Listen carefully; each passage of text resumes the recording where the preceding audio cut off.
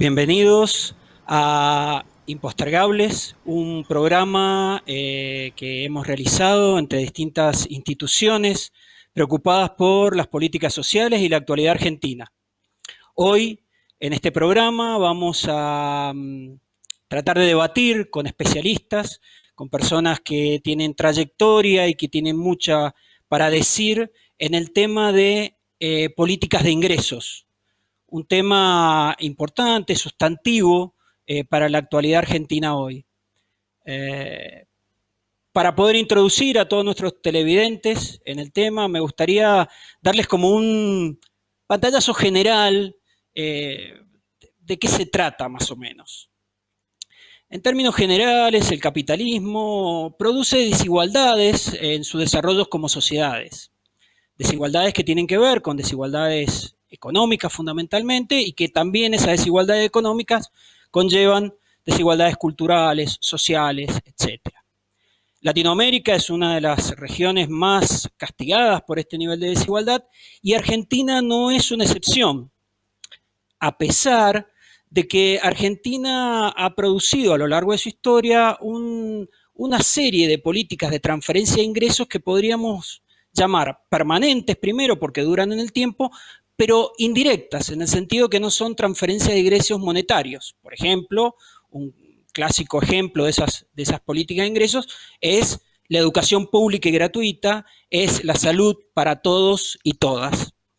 En términos generales, como esta desigualdad es persistente, los gobiernos con distintas preocupaciones, podríamos decir, han tratado de establecer políticas coyunturales de emergencia que sean transferencia de ingresos o generales o a los sectores más necesitados.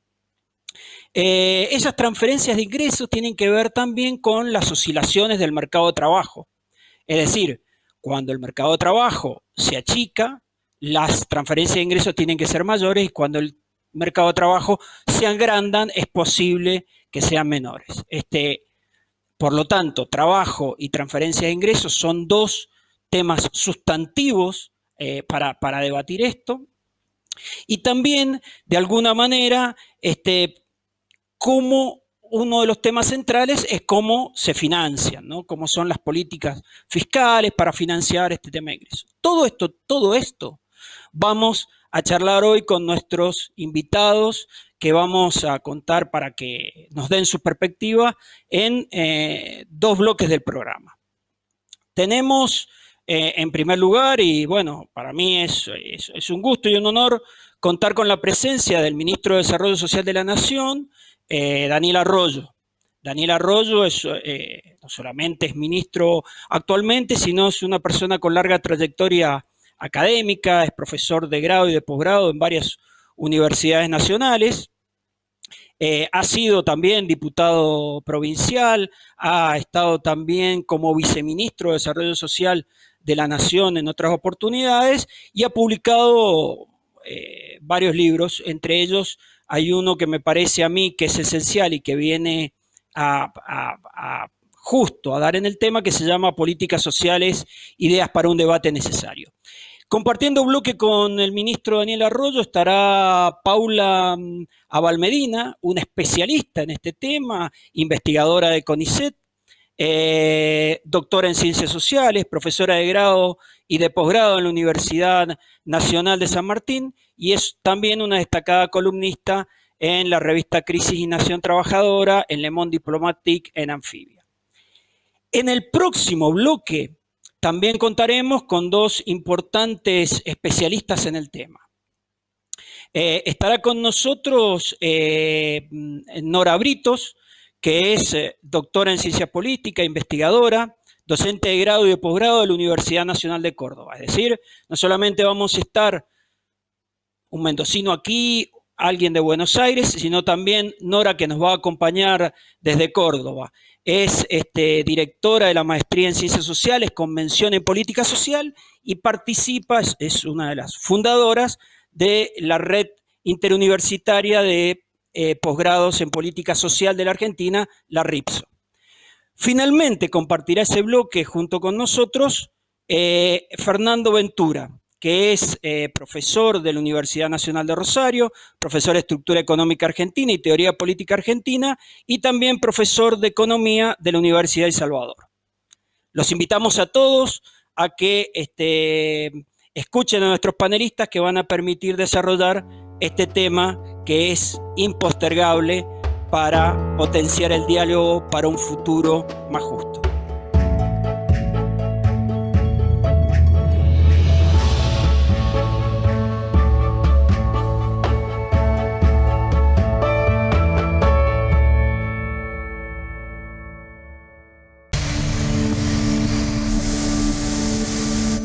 Nuestro fuerte son los formularios de seguridad, con tintas de seguridad y todas las medidas que el cliente requiera.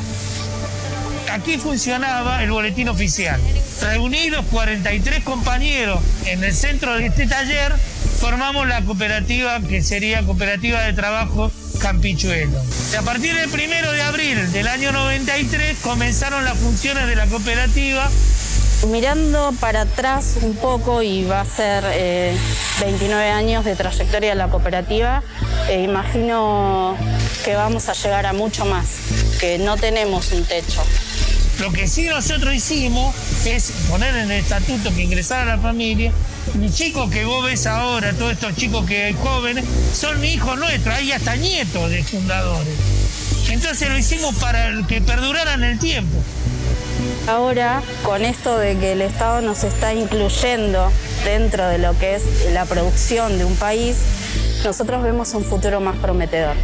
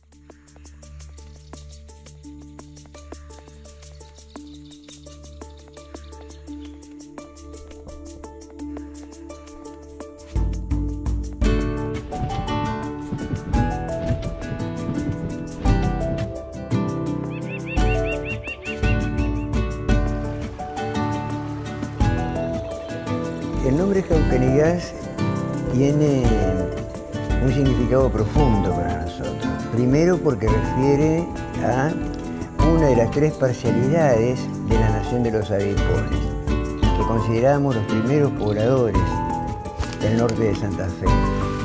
Un nombre aborigen de la zona de Reconquista que significa hombre del agua.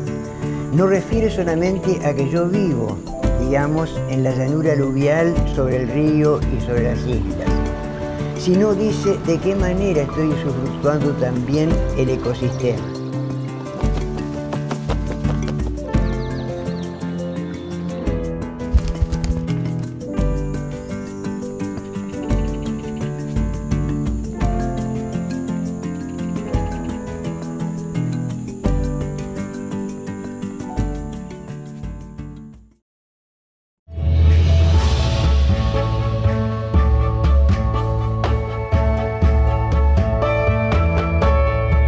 Bueno, bienvenidos a este primer bloque y como les dije, contamos con la presencia de Daniel Arroyo, Ministro de Desarrollo Social de la Nación, y Paula Valmedina, investigadora de CONICET y profesora de la Universidad Nacional de San Martín. En principio, me gustaría preguntarle al ministro respecto a este tema, ¿qué hay que mejorar hoy en la Argentina en cuanto a las políticas de ingreso? O mejor, ya que tenemos la posibilidad de charlar con usted, ministro, ¿qué hay que hacer en temas de política de ingreso en la Argentina hoy? Hay un problema de ingresos en la Argentina, hay mucha gente que se ha quedado sin ingreso, que le ha bajado mucho el trabajo, que tenía changas, ha perdido changas. Hay un problema de trabajo y hay un problema de acceso a los servicios básicos. Yo creo que esos son los tres ejes centrales. En términos de ingreso, en la práctica lo que existe hoy es el IFE, el ingreso familiar de emergencia, que llega a 9 millones de personas, más 570.000 personas que forman parte de lo que todo el mundo llama planes sociales, que cobran la mitad del salario mínimo, más la asignación universal por hijo, que son 4 millones de chicos cuyos padres cobran asignación universal por hijo. No estoy tomando acá lo que tiene que ver con el trabajo formal, con el pago que hace el Estado de parte del sueldo de quienes tienen trabajo formal en el sector privado. Claramente la salida, a mi modo de ver, tiene que ver con establecer un ingreso de base. Una parte de los argentinos, entre 3 y 4 millones de argentinos, tienen problemas serios porque se quedaron sin trabajo, porque es un jardinero que tenía 10 casas y recupera 5, porque es una empleada doméstica que perdió horas y no las va a recuperar, un ingreso de base. Ese ingreso de base tiene que estar asociado, a mi modo de ver, a 3 cosas. Uno es al trabajo, al vínculo con el trabajo, tomar el ingreso de base como un mecanismo para asociarse con el trabajo. Nosotros a las personas que hoy tienen planes sociales hicimos algo que a mí me parece que es importante, es cambiamos el sistema de las cuentas bancarias. Hasta ahora cobraban con una cuenta del Banco Nación que era del propio ministerio. La transformamos en cuentas de las propias personas, de modo tal que ese ingreso de base que tienen se asocia a la posibilidad de que se hacen otros trabajos, coloquen un cheque en la propia cuenta o les depositen en la propia cuenta, generar mecanismos de ingreso para articular con el trabajo. O la capacitación en oficios o completar la escuela secundaria. Esos 3 ejes vemos como esa idea. Yo lo que creo que hay, a diferencia de los modelos europeos, donde el tema es el ingreso, Alemania acaba de poner en marcha un ingreso universal, España también, es un debate en varios países latinoamericanos. En Argentina hay un problema de ingresos, hay un problema de trabajo y un problema de la urbanización de los 4.000 barrios donde viven 4 millones de argentinos. Creo que sobre esa idea hay que reconstruir parte de los programas sociales en un ingreso de base que asocie con el trabajo o con la capacitación. Evidentemente el tema del trabajo es un tema muy relacionado con las políticas de ingreso. Bueno, como lo ha planteado el ministro recién, Paula, me parece que de acuerdo por lo menos a tu trabajo, a tus investigaciones, el tema del trabajo y el salario como un bien social, digamos, está muy presente. Sí, exactamente. Bueno, recién además la caracterización de Daniel aludía a esta cuestión del trabajo y su importancia en la Argentina y en América Latina en general. Si partimos de una caracterización, digamos, previa a la situación de la pandemia por COVID-19, estábamos en una situación grave, ¿no? Que hoy solo se ha agravado, que es de algún modo el contexto sobre el cual pensar o donde plantear esta discusión sobre una política de ingresos y qué política de ingresos. Entonces ahí nos encontramos con una pobreza que alcanzaba a alrededor del 40% de la población, que asciende al 50% cuando se trata de nuestros niños y niñas. Y cuando miramos la estructura ocupacional, lo que encontramos es que de los 17 millones de puestos de trabajo del sector privado, 7 millones son asalariados registrados y del otro lado tenemos 5 millones que son asalariados no registrados, otros 5 millones que son trabajadores no asalariados, que representan un universo heterogéneo que va desde el cuentapropismo de subsistencia hasta los oficios a distintas categorías profesionales. Entonces, esa figura típica, ¿no? Que es la que todos nos representamos aún cuando nos dicen trabajador, que es el asalariado registrado, es hoy minoritaria, ¿no? Tenemos 7 millones y del otro lado 10 millones. Y vamos además a los trabajadores desocupados, teniendo en cuenta cifras del último trimestre de 2019, deberíamos agregar alrededor casi 2 millones más de trabajadores desocupados en situaciones de desaliento, en una gran proporción. Entonces son 7 millones y del otro lado 12 millones, ¿no? Esta es un poco la cuestión.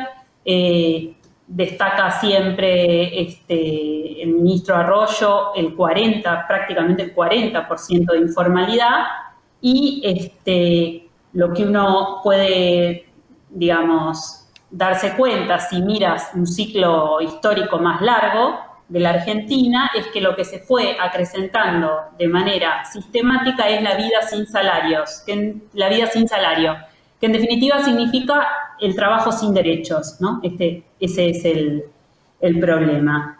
Entonces, para mí, la discusión sobre qué política de ingresos se tiene que inscribir en este mundo del trabajo atravesado por la desigualdad y la injusticia social. Es decir, que habría un problema de ingresos vinculados al trabajo muy fuerte, de acuerdo a lo que planteaba Daniel antes y también lo que planteabas, Paula, vos, en el sentido de que el dinamismo del mercado de trabajo sería complementado por estas políticas de ingreso. O sea que políticas de ingreso y mundo laboral es un mundo que convive en ese sentido, y me parece ver entre ustedes una perspectiva similar a este aspecto.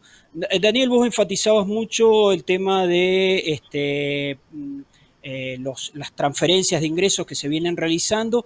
¿Cómo se van a vincular, a desarrollar a través de mejoras en el nivel de trabajo esas transferencias? Digo, particularmente el IFE, por ejemplo. ¿Cómo el IFE va a entroncar con un volver al trabajo? Ese es un punto de debate clave. El IFE marca dos cosas. Uno, la prioridad que le ha dado el gobierno, el presidente Alberto Fernández, a empezar por los últimos, y otro es el deterioro de la situación social y salarial en Argentina. Se supone que en Argentina hay cerca de 17 millones de familias, 9 millones están cobrando el IFE, ingreso familiar de emergencia. Lo que hay que hacer, a mi modo de ver, es pensar una política integral, y esto es parte del debate. Hoy se está pagando el IFE 3, pensar un debate respecto de cómo sostener un ingreso de base. Está claro que la Argentina no está en condiciones de hacer un ingreso universal al estilo de la teoría para el conjunto, no tiene condiciones fiscales para hacerlo, pero sí tenemos que establecer un ingreso de base que empieza a generar condiciones para dar el salto con el trabajo. El debate si se trata de derechos o de trabajo, creo que hoy es un debate abstracto. Es tener un ingreso para sostenerse y vincularse con el trabajo. Ahora, lo que decía Paula para mí es muy sustantivo. Hay mucha gente que está trabajando. El que está en un comedor, en un merendero, el que la lleva como puede. Gran parte de la gente que está llevando adelante actividades productivas con poco reconocimiento salarial. Nosotros ahí vemos dos situaciones. El trabajo en mano de obra intensivo lo vemos en 5 rubros. En la construcción, vereda, vivienda, infraestructura básica. En la producción de alimentos, huertas, granjas, panadería. En la actividad textil. En la economía del cuidado, que son las personas, sobre todo mujeres que cuidan personas, cuidados comunitarios, cuidados de personas mayores, de niños, y en el reciclado. En esos 5 sectores nosotros vemos los mano de obra intensiva. Un elemento es el Estado ayudando a generar y generar trabajo. Para generar trabajo hay que tener un ingreso de base. Esa es la idea del ingreso de base, más máquinas, herramientas, crédito no bancario, un registro. Hemos generado un registro que se llama RENATEP, Registro de Trabajadores de la Economía Popular, para que quien se registre sea monotributista social, sea monotributista, tenga factura, pueda producir y vender y esté exento de pago durante 24 meses.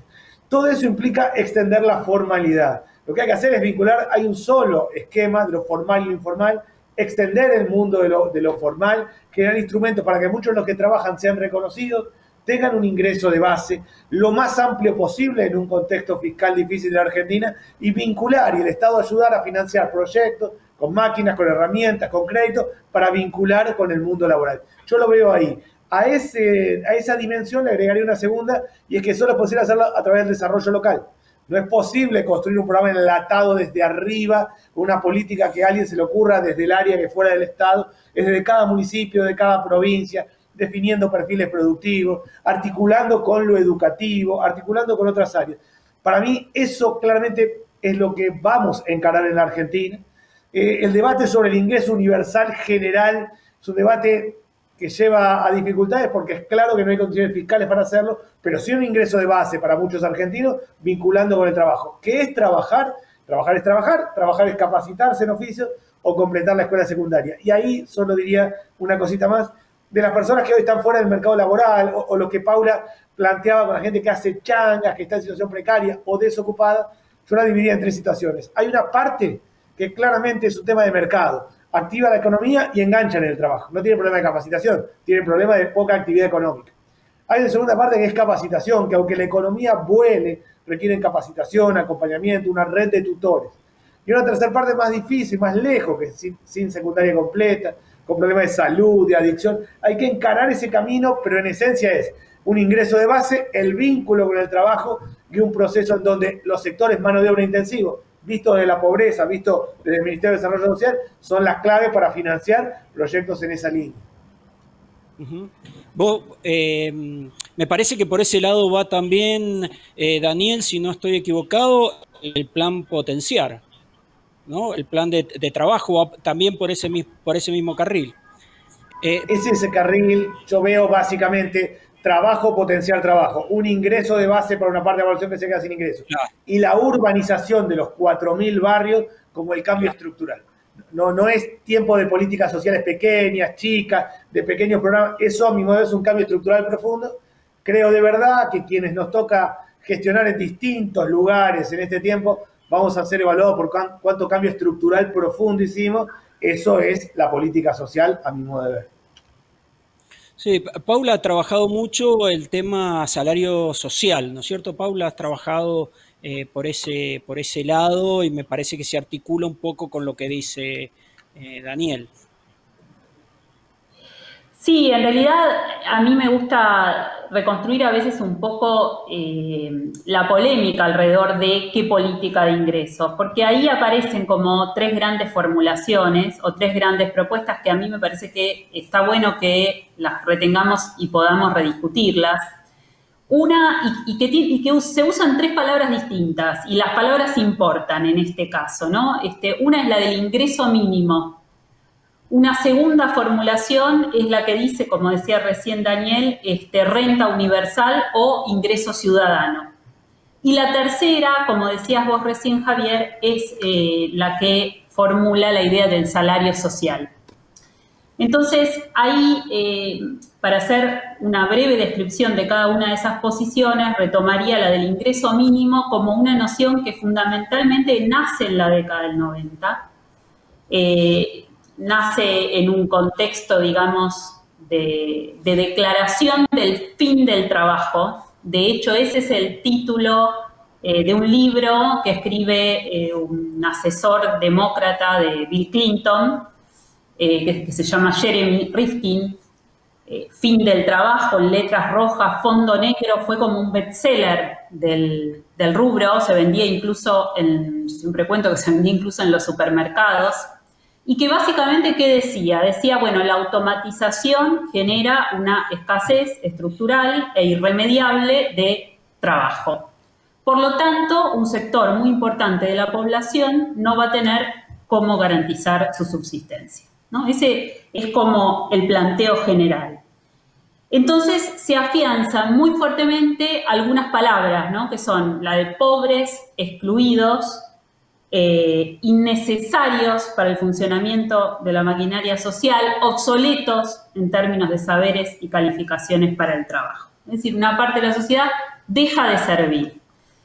Y con eso se consolida también, desde esas perspectivas, lo que uno podría llamar una mirada miserabilista, es decir, una mirada que registra a los pobres como carentes.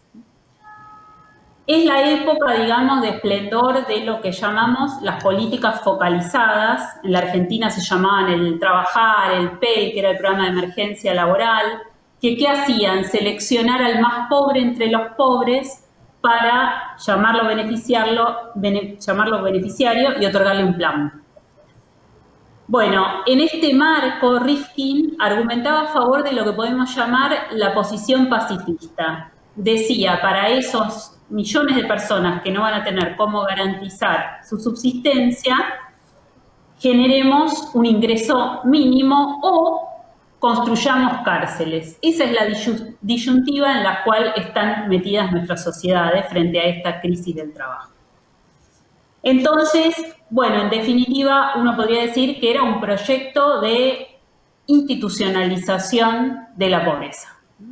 Esto es lo que uno puede decir como conclusión de esta perspectiva, y hoy uno encuentra que esta perspectiva tiene muchos ecos en nuestro país. Entonces, ahí yo ubicaría una parte de la discusión. Después hay una segunda, que es la que habla en torno a la idea del ingreso ciudadano o renta universal, que dice, efectivamente, como decía Arroyo, que hablaba de las restricciones fiscales, digamos, para asumir esta propuesta, un ingreso universal para todos y todas. Universal por eso, ¿no? Permanente, individual, incondicional y sin contraprestación. Estas son el conjunto de palabras asociadas a esta argumentación. Es un ingreso como condición de ciudadanía, en definitiva, ¿no? ¿Cuál es el diagnóstico? Bueno, el trabajo se ha vuelto precario, la incertidumbre es la norma en esta nueva etapa del capitalismo. Por lo tanto, lo que hay que crear es una transferencia que permita independizar los ingresos del trabajo. A mi modo de ver, este planteo tiene dos problemas para señalar. Uno es que decir que hay que universalizar la renta en un contexto de desigualdades siderales podría crear una mejora generalizada, pero a su vez es posible que uno concluya que es una medida poco efectiva para revertir estas condiciones estructurales de desigualdad de las que estábamos hablando. El segundo problema tiene que ver con el tipo de vínculo que se establece en esta propuesta entre ciudadano y Estado, que es un poco una relación de radialidad a la propuesta, ¿no? Entre la base de datos de una repartición pública y la cuenta bancaria de cada individuo beneficiario. Entonces, si bien el objetivo que se promueve es el de otorgar autonomía, el resultado podría ser individuos debilitados porque quedan desobligados de alguna manera de la pertenencia a colectivos reales. Entonces, ahí es donde surge, me parece a mí, el valor y la importancia de lo que es el salario social, ¿no? Como una pieza, me parece a mí, fundamental de una nueva institucionalidad laboral. Esta institucionalidad surge a finales de 2016, plena etapa de movilizaciones contra el gobierno de Macri, y en noviembre de 2016 se sesiona la ley de emergencia social y el salario social complementario. Tiene un sello determinante que es la resultante de la articulación entre sectores del movimiento obrero organizado y movimientos de trabajadores de la economía popular. En el fondo, ¿qué piensa esta tercera, digamos, posición? Dice, el gran organizador social es el trabajo. Bueno, tanto las posiciones de Paula como la de Daniel me parece que tienen un fondo imposible de esquivar, y por eso mi pregunta a Daniel, al ministro, es ¿cómo se financian las políticas de ingreso hoy en la Argentina y cómo son las resistencias para ese financiamiento? Claramente tiene un costo fiscal, pero hay que financiarlas. Cuando hay decisión, se ponen en marcha. Para dar un simple ejemplo, el Ministerio de Desarrollo Social al 31 de julio ejecutó el 140% del presupuesto anual. Tenemos un presupuesto para todo el año, 140% al 31 de julio. Eso es una decisión. El IFE ha sido una decisión y son 90.000 millones de pesos. Está claro que no es posible hacerlo universal pleno, pero sin dudas esta idea de ingreso de base vinculada con el resto del trabajo es una cuestión que hay que trabajarla por etapas, que hay que establecer criterios. El impuesto a las grandes fortunas es una parte del financiamiento, pero no dudo que es financiable en etapas en la Argentina. Bueno, se nos acabó el tiempo. Muchísimas gracias a los dos. Gracias, Daniel. Gracias, Paula. Me parece que ha sido muy enriquecedor y verdaderamente estamos dialogando en un tema que es impostergable. Muchas gracias. Gracias. Gracias a vos. Gracias.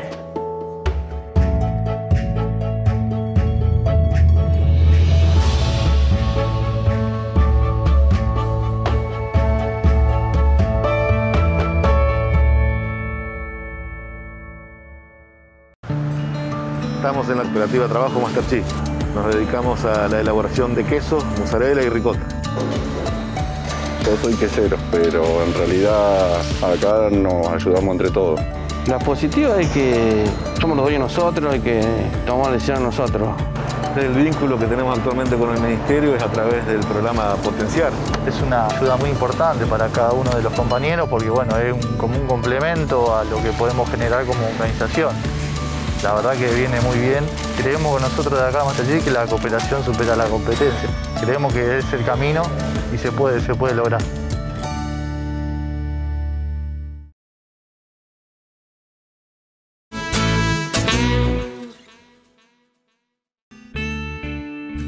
intentamos hacer un puente entre el pasado y el presente y el futuro, ¿no? Y también que los estudiantes puedan producir su propio relato, que tengan su propia mirada. En esa tríada de pasado, presente y futuro, que es la memoria, dar cuenta de las luchas que se están dando en el presente y que los estudiantes tengan herramientas para intervenir en las luchas democráticas. Para nosotros es muy importante la visita al servicio de informaciones para que los estudiantes tengan contacto con una parte de la historia concreta.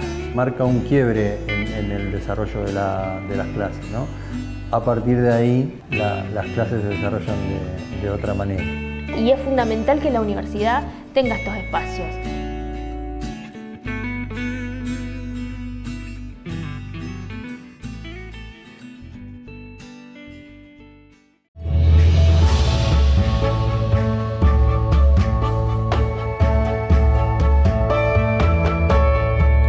Bueno, seguimos en Impostergables y contamos ahora con la presencia de Nora Britos, que es doctora en Ciencias Políticas y directora de la Maestría en Ciencias Sociales con mención en Ciencia Política de la Universidad Nacional de Córdoba, y con Fernando Ventura, profesor de la Universidad Nacional de Rosario, especialista, investigador en análisis de la estructura argentina y mercados financieros.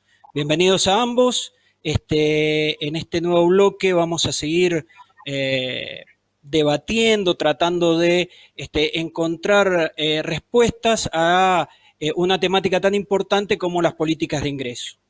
En general, las políticas de ingresos tienen algunos problemas en cuanto a la sostenibilidad en el tiempo de esas políticas. Nora, sé que has trabajado mucho ese tema. Nos gustaría a todos escucharte tu visión sobre las sostenibilidades de las políticas de transferencia de ingresos. Bueno, la verdad que agradezco la invitación y poder participar en estos debates realmente impostergables. Me gustaría decir algo que quizá sea bastante conocido y obvio para muchos de los que aquí nos escuchan, pero claramente hay que decir que el mercado es ciego a sus efectos sociales y ambientales, y la política social es justamente, podemos decir, la historia de la política social es la historia institucional tejida alrededor de las luchas por garantizar condiciones de vida adecuadas para los trabajadores y los sectores populares.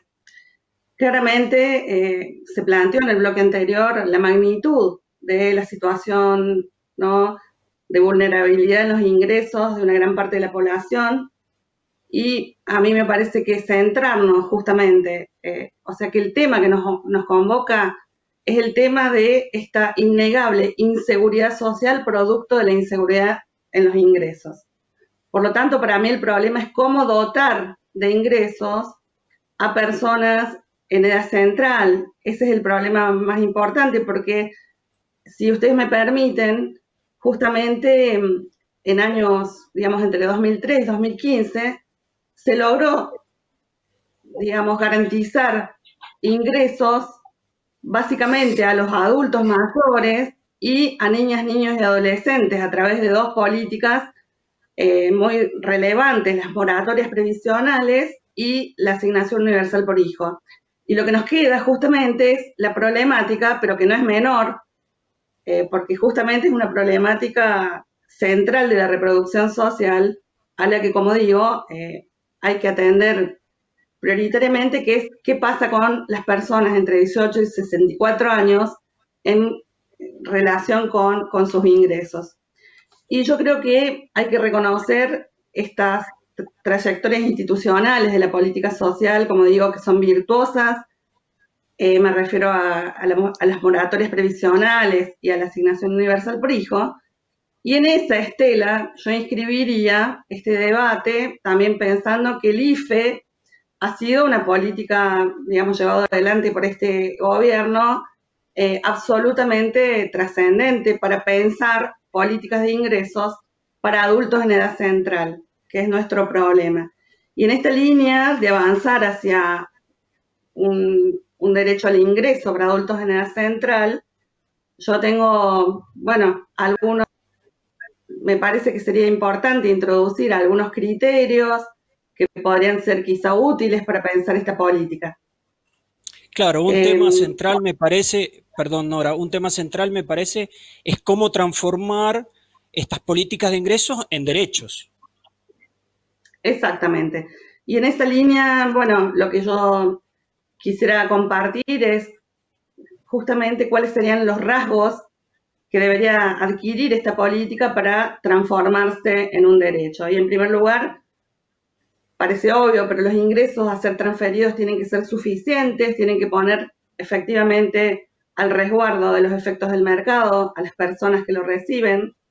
También tiene que estar disponible todo el tiempo que dure la condición de inestabilidad o insuficiencia de los ingresos. Las y los destinatarios tienen que ser las personas y no las familias o los hogares, como en el caso del IFE. Justamente este aspecto tiene que ver con producir una intervención en la desigualdad de género, justamente una política que ponga en cabeza de las personas los ingresos puede contribuir a mejorar las inequidades tan significativas en materia de género. Y en términos de la forma que debería adquirir esta intervención, claramente las reglas de acceso tienen que ser transparentes, claras, digamos, muy precisas. El acceso automático e imparcial, una vez cumplidas las condiciones, estas condiciones tienen que ser razonables y evidentemente el Estado tiene que ser el ámbito de acceso, de gestión, ¿no? Porque es el garante de estos derechos sociales. Y de hecho, justamente el Estado es el que queda... Perdón. Sí, no, simplemente para tomar a Fernando también en esta discusión, una cosa que se planteó fuertemente y que es concomitante con lo que plantea Nora es el tema del empleo. Yo imagino, Fernando, que en tu visión de economista, el tema empleo y políticas de ingreso van muy relacionadas. Sí, claramente.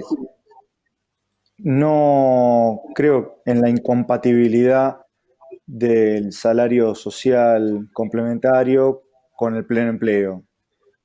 Creo que todavía por más que haya un pesimismo sobre el empleo en el futuro, creo que todavía la economía argentina puede llegar a algo muy cercano al pleno empleo.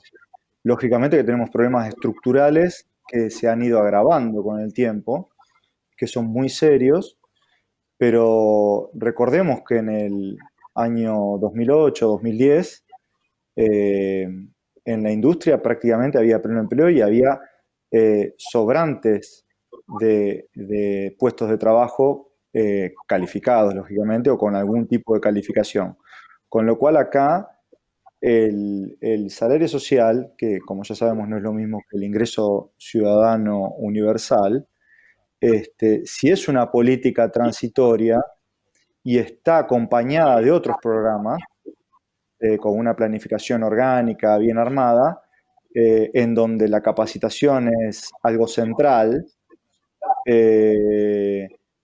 tranquilamente podemos llegar a, no digo soñar, o sea, a vislumbrar una situación cercana al pleno empleo. Pero para eso hace falta... Y esos programas complementarios que vos mencionás, ¿cuáles deberían ser? Bueno, por supuesto, la cuestión de capacitación es fundamental. Y también el apoyo en la organización de tipo cooperativa o empresarial, sea cual fuere, como para evitar fracasos y tener en cuenta si hay una estructura de tipo productiva que esa empresa o cooperativa va a tener un mercado, o sea, va a contar con financiamiento, con demanda para los productos y servicios que genere, y por lo tanto va a tener verdaderamente una apoyatura, por lo menos en los primeros meses, en los primeros años de vida. Esto es fundamental porque si no, puede llegar a ser recursos desaprovechados y además el fracaso en las personas que intervinieron en este tipo de organizaciones productivas. Lógicamente, la capacitación la adquiere la persona y es inherente, difícilmente se lo olvide, pero una estructura de tipo productiva requiere otro tipo de andamiaje y un andar que debe ser un poco tutelado, por lo menos al principio. Las transferencias que son solamente de ingresos y se quedan en eso, para mí son contraproducentes en el mediano plazo ya. O sea, es fundamental que estén acompañadas de todo un arco de programas complementarios y bueno, y una planificación. Yo creo que ahí, si me permitís, en los últimos días se estuvieron exponiendo unos planes que provienen en general de los movimientos sociales de la Argentina. Son muy interesantes, muy buenos, pero como un primer paso son excelentes.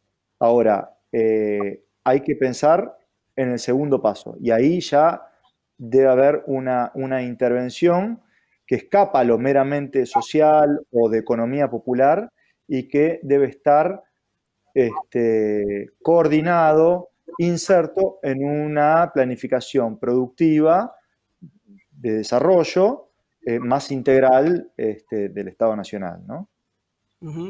Nora, en ese sentido, en el sentido de lo que plantea Fernando en cuanto a la relación de incorporar a las personas que tengan transferencia de ingresos al empleo y la atención en que esas transferencias de ingresos sean derechos, ¿es posible, hay alguna posibilidad de complementar la transitoriedad o los derechos o los derechos y la transitoriedad? ¿Cómo podría funcionar eso? ¿Cómo lo ves? Sí, yo discrepo con la idea de que transferir ingresos sea algo negativo. Precisamente las personas están en una situación de gran inseguridad en sus ingresos. Como también fue dicho en el panel pasado, toda esa gente trabaja, toda esa gente realiza innumerables tareas útiles, muchas de ellas justamente están escasamente remuneradas por el mercado, y eso también tiene que ver con qué cosa, en todo caso, como decimos, que el mercado es ciego a sus resultados sociales. Puede haber muchos ámbitos de necesidad humana que no están, digamos, claramente atendidos por el mercado y que las personas generan esos espacios. Por lo cual también me parece que, si bien ingresos y trabajo, bueno, deberíamos tener una discusión que involucre no son exactamente las mismas problemáticas, porque trabajo y empleo tampoco son lo mismo, ¿verdad? Como digo, hay muchos trabajos socialmente útiles, como los trabajos reproductivos, de cuidados, que no son reconocidos como tales. Por lo tanto, por un lado, para consagrar un verdadero derecho al ingreso, yo creo que todas las personas en estas condiciones de inseguridad en sus ingresos deberían, como decíamos, estos derechos deben ser universales.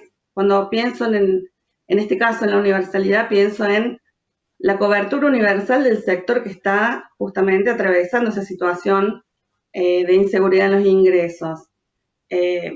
Bueno, esta cuestión, por supuesto que se habla muchas veces de sumar ingresos de distintos programas sociales para transformarlos en este ingreso social, como se llame, como le queramos poner, pero claramente no puede ir el ingreso solo, sino yo comparto que tiene que acompañarse con otras múltiples intervenciones. Justamente creo que una de las cuestiones que va a quedar fuertemente asentada después de esta pandemia es la deserción escolar, de la escolaridad obligatoria, ¿no?, de los adolescentes y jóvenes. Creo que ese es un tema dramático que evidentemente ahí tiene que haber un acompañamiento, tiene que justamente, y como dijo el ministro, hay distintas situaciones de toda esta población, ¿no? De alrededor de 14 millones de personas que tienen problemas severos en cuanto a la cuantía de sus ingresos. Entonces me parece que hay que, se debería justamente caracterizando las distintas situaciones, ver cuáles son las intervenciones pertinentes que habría que realizar, ¿verdad? Eso también involucra a los distintos ministerios, ¿no? Perdón, me gustaría cerrar con Fernando porque me parece que hay un tema ahí central y es, quizás no lo podamos resolver en estos pocos minutos que nos queda, pero es el empalme. A mí me preocupa particularmente cómo es el empalme entre ingresos y empleo formal, empleo en blanco, en una economía que indudablemente necesita o podría empezar a crecer. Sí. Volviendo, el salario social es un muy buen inicio para caminar hacia la formalidad.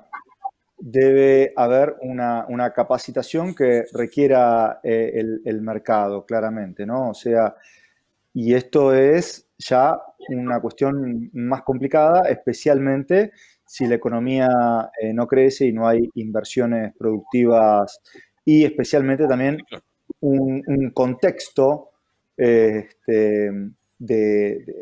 yo creo que debe haber una planificación a esta altura, al menos indicativa por parte del Estado, porque ya tenemos serios problemas en muchos sectores. Lógicamente coherente, con metas claras y precisas. Y es fundamental que estos trabajos en algún momento se inserten en la economía formal. Porque también creo que la dualidad social, laboral, que se perpetúa en el tiempo, dualidad de derechos laborales estoy hablando, principalmente, puede llegar a ser un caldo de cultivo peligroso en el futuro. Si estas cuestiones de esta sociedad a dos velocidades, a dos ritmos, se perpetúan en el tiempo. O sea, estamos como galvanizando situaciones que pueden llegar a ser complicadas. Porque, bueno, habría sectores de la población en donde nunca pueden aspirar a una inserción, a la inclusión que todos decimos, pero es muy difícil a veces lograr, en una sociedad moderna, tecnológica y con buenos ingresos, en definitiva, ¿no? Bueno, perfecto. Muchas gracias, Fernando y Nora, por estos aportes. Me parece que impostergables sigue siendo justamente esto, un diálogo para un futuro más justo. Creo que han dado dos visiones muy interesantes sobre las políticas de ingreso. Les vuelvo a agradecer a ambos por este momento. Gracias a vos. Gracias, Javier. Gracias, Fernando.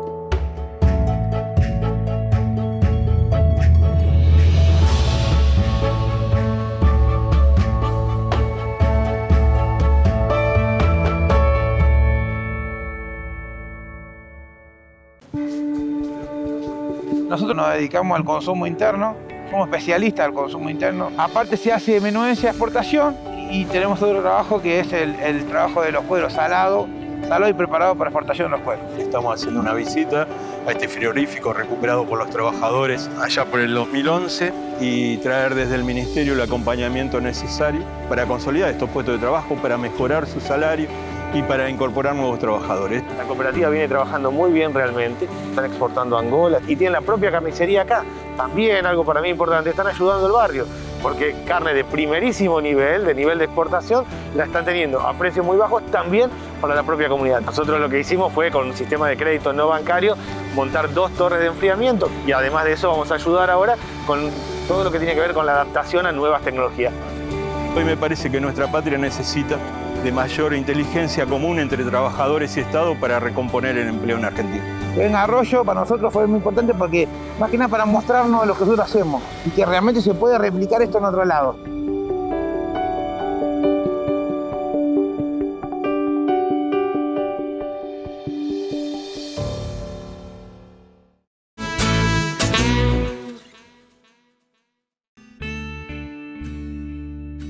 Entrando en la adolescencia, bueno, empecé a descubrir mi identidad, que no era la que se me había asignado o lo que la sociedad esperaba de mí. Y en el año 2018 ingresé en la Facultad de Enfermería. Quise demostrar a la sociedad que ser travesti, ser trans, es simplemente una identidad, que yo puedo estudiar, que nosotras podemos estudiar. Lo que ha pasado con el cupo laboral es bisagra, es histórico. Ya lo que nosotras tanto veníamos peleando, que era poder ocupar lugares o espacios que históricamente nos fueron negados, está pasando eso. No hay vuelta atrás de esto, ya no hay vuelta atrás.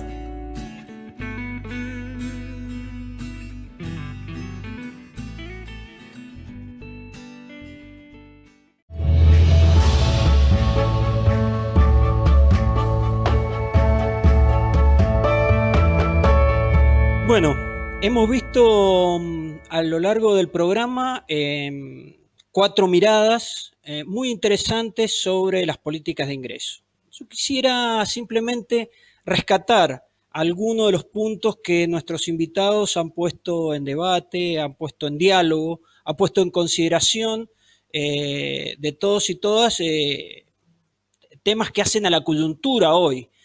Primero decir que las políticas de ingreso, me parece que los 4 la han enmarcado en una situación muy particular que vive la Argentina hoy, una situación coyuntural, que es justamente la pandemia que está azotando el mundo y de la cual Argentina, por supuesto, no está exenta.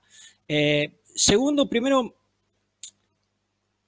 para un poco profundizar sobre esto, creo que el ministro, en primer lugar, fue el que pone en agenda el tema de las políticas de ingreso. Es decir, sitúa fuertemente en un momento de fuerte desempleo, de fuerte marginación de sectores, de amplios sectores de la población argentina, pone fuertemente el papel del Estado, ¿no? No es menor que lo diga un ministro, el papel del Estado pone fuertemente en el tema de rescatar las políticas de ingreso, de transferencia de ingresos, como un tema central de las políticas sociales hoy en la Argentina. Me parece que Paula Abal Medina aporta toda esa idea central de cómo complementar políticas de ingreso y empleo. Es decir, su idea del salario social me parece sustantiva para el debate. Luego, Nora y Fernando me parece que ponen el acento sobre todo en la sostenibilidad de las políticas de transferencia de ingreso. Fernando claramente empalma la necesidad de que hayan políticas de ingreso con un desarrollo del empleo, es decir, que la economía pueda absorber a aquellas personas que transitoriamente tienen políticas de ingreso. Y me parece que Nora, con otra visión, en otra perspectiva, claramente sitúa las políticas de ingreso como un derecho. Y esto es esencial. Es decir, dice, no se trata de una cuestión de emergencia, sino se trata de un derecho que tienen ciertas personas a mantener un nivel de igualdad asegurado por el Estado en ciertos niveles de ingreso. Esto me parece que redondea 4 visiones muy interesantes a mi parecer y que, bueno, de alguna manera pueden o ponen el acento en un tema tan importante para el debate social en la Argentina de hoy. Yo finalmente, para despedirme, quisiera primero agradecer a las instituciones que hoy hacen posible este programa, principalmente a la RENAU, que es la red de televisoras universitarias, y al Consejo Interuniversitario Nacional, que es de quien depende, que hacen posible que ustedes puedan estar viendo este programa hoy, al Ministerio de Desarrollo Social de la Nación, que también con su impulso ayuda a que este programa pueda salir, y a todas las instituciones de la academia, principalmente a la RIPSO, a la cual me enorgullezco en pertenecer, que es la Red Interuniversitaria de Posgrados en Política Social, a CEIL CONICET, que ha participado fuertemente, bueno, Paula trabaja en CONICET, a la FAUAT, que es la Federación de Unidades Académicas del Trabajo Social de la Argentina, a la Universidad Nacional de Rosario, pudimos contar con Fernando gracias a la universidad, así que no me queda más que agradecerles por la presencia, agradecerles el interés, y me parece que es el momento de poner temas esenciales que son impostergables.